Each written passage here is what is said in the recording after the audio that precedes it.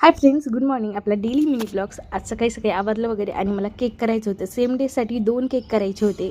एक तर मामाची आणि मामीची ॲनिव्हर्सरी होती त्यासाठी करायचा होता आणि दुसरा आर्यनचा बड्डे होता त्यासाठी करायचा. सगळ्यात अगोदर मी पायनॅपल फ्लेवरचा केक बनवला. त्यानंतर मला बँकेत जायचं होतं, बेक वगैरे करून बँकेत गेले.